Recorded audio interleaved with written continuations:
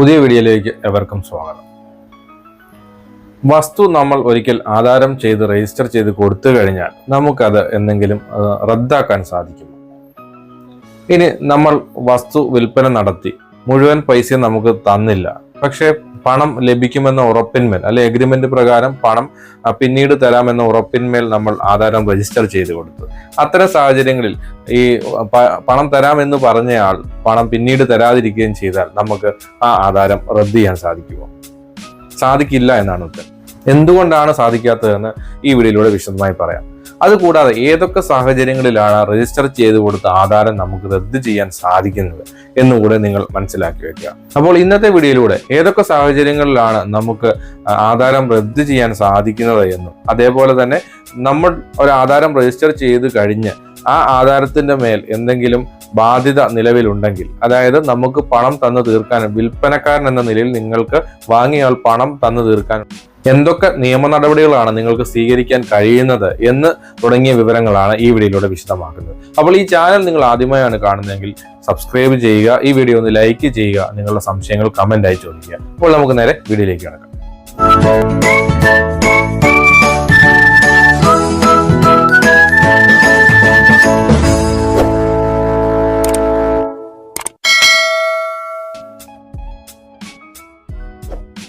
അപ്പോൾ ആദ്യം പറഞ്ഞതുപോലെ നമ്മൾ വസ്തു എഴുതി കൊടുത്തു, രജിസ്റ്റർ ചെയ്തു കൊടുത്തു, പക്ഷെ കരാർ പ്രകാരമുള്ള തുക ബാക്കി നിൽപ്പുണ്ട്.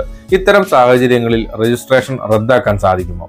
ഒരിക്കൽ എഴുതി കൊടുത്ത ആധാരം, രജിസ്റ്റർ ചെയ്ത കൊടുത്ത ആധാരം നമുക്ക് റദ്ദ് ചെയ്യാൻ സാധിക്കുമോ? ഇല്ല എന്ന് വേണം പറയാൻ.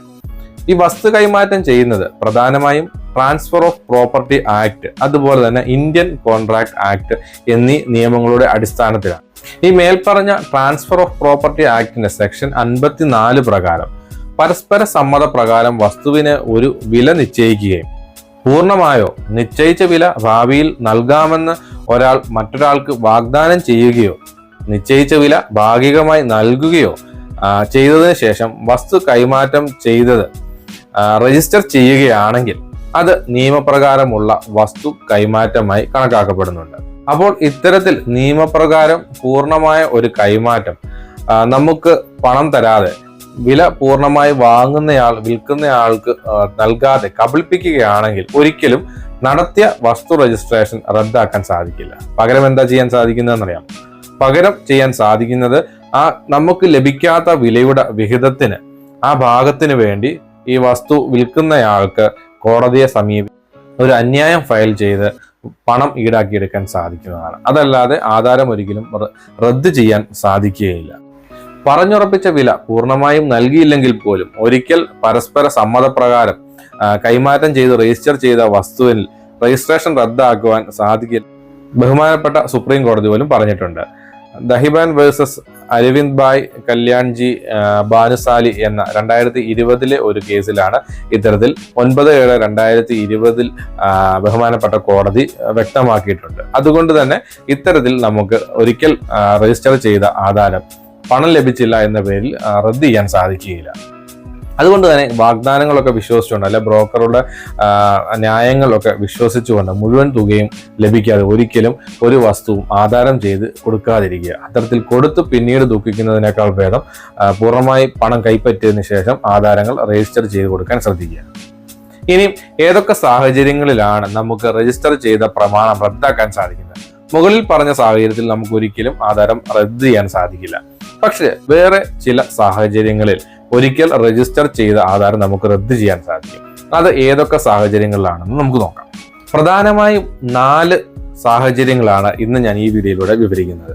അതിൽ ഒന്നാമത്തെ എന്ന് പറയുന്നത്, മെയിനായിട്ട് നടന്നു വരുന്നതെന്ന് പറയുന്നത്, ഇത്തരം പ്രമാണം റദ്ദ് ചെയ്യാൻ വേണ്ടിയുള്ള ഒരു സിവിൽ കോടതിയുടെ ഉത്തരവിലൂടെ മാത്രം നമുക്ക് രജിസ്റ്റർ ചെയ്ത പ്രമാണം റദ്ദാക്കാൻ സാധിക്കും. അത് പല കാരണങ്ങൾ കൊണ്ടാകാം. നമുക്ക് അനുകൂലമായി റദ്ദാക്കി എടുക്കുവാൻ വേണ്ടി നമ്മൾ സമർപ്പിച്ച അന്യായത്തിന്റെ വിധിന്യായത്തിലൂടെ അവസാനം വരുന്ന വിധിയിലൂടെ മാത്രമേ ഒരു രജിസ്റ്റർ ചെയ്ത ആധാരം റദ്ദാക്കാൻ സാധിക്കുകയുള്ളൂ. ഇനി രണ്ടാമത്തെ എന്ന് പറഞ്ഞാൽ, ആദ്യം പ്രമാണം വഴി വസ്തുവകകൾ ലഭിച്ച വ്യക്തി തിരിച്ച് പ്രമാണം രജിസ്റ്റർ ചെയ്യുന്നതിലൂടെയും പ്രതിഫലത്തിന്റെ കാര്യം ആധാരത്തിൽ പ്രതിപാദിക്കുകയും അത് പൂർത്തീകരിക്കുകയും ചെയ്യാതിരിക്കുകയും ചെയ്യുന്ന സാഹചര്യത്തിൽ ഇരുകക്ഷികളുടെ സമ്മതത്തോടു കൂടിയും ആധാരം റദ്ദ് ചെയ്യാൻ സാധിക്കുന്നതാണ്. ഞാൻ ആദ്യം പറഞ്ഞ ഒരു വിഷയമുണ്ടല്ലോ, അതായത് ഉഭയസമ്മത പ്രകാരം രണ്ടുപേരും സമ്മതിച്ച് പണം തരാമെന്ന വ്യവസ്ഥയോടുകൂടി ആധാരം രജിസ്റ്റർ ചെയ്ത് കൊടുക്കുകയാണ്. ഇത്തരം സാഹചര്യങ്ങളിൽ വാങ്ങുന്നയാൾക്ക് ആ പണം തിരികെ തരാൻ കഴിയാത്ത ഒരു സാഹചര്യം വരികയും രണ്ടുപേരും സമ്മതിച്ച് ആ ആധാരം ക്യാൻസൽ ചെയ്തുകൊണ്ട് അയാൾ തിരിച്ച് വാങ്ങിയ ആൾക്ക് തന്നെ കൊടുക്കുകയാണ്. ആരുടെ കയ്യിൽ നിന്നാണോ വാങ്ങി അയാൾക്ക് തന്നെ ഈ വാങ്ങിയ ആൾ കൊടുക്കുകയാണ്.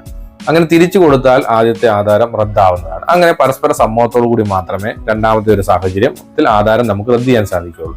ഇനി മൂന്നാമത്തെ ഒരു സാഹചര്യം എന്ന് പറയുന്നത്, ഒരു വസ്തു രജിസ്ട്രേഷൻ നടത്തിയത് ആൾമാറാട്ടം വഴിയാണ്. അത്തരത്തിൽ ആൾമാറാട്ടം വഴിയാണ് വസ്തു രജിസ്ട്രേഷൻ നടത്തിയതെന്ന അറിവ് ലഭിക്കുകയും അത്തരം പ്രമാണം മറ്റൊരു വ്യക്തിയുടെ താല്പര്യങ്ങൾക്ക് ഹാനികരമാണെന്നും അന്വേഷണത്തിൽ ബോധ്യപ്പെട്ടാൽ deputy inspector general of registration എന്ന സ്ഥാനത്തിൽ കുറയാത്ത അധികാരികൾക്ക് രജിസ്ട്രേഷൻ ചെയ്ത ആധാരം റദ്ദാക്കാനുള്ള അധികാരമുണ്ട്. മറ്റൊരു വ്യക്തിയുടെ താല്പര്യങ്ങൾ ഹനിക്കുക എന്ന് പറയുന്നത് യഥാർത്ഥത്തിലുള്ള ഉടമയുടെ അവകാശങ്ങളെയാണ് ഉദ്ദേശിക്കുന്നത്. അതല്ലെങ്കിൽ അതുമായി ബന്ധപ്പെട്ട ആ വസ്തു ലഭിക്കേണ്ട യഥാർത്ഥ ഉടമസ്ഥർ അവർക്ക് ഉള്ള അവരുടെ കസ്റ്റഡി അല്ലെങ്കിൽ അവരുടെ ടൈറ്റിൽ അല്ലെങ്കിൽ അവരുടെ ഉടമസ്ഥാവകാശം ഹനിക്കപ്പെടുകയാണ് ചെയ്യുന്നത്.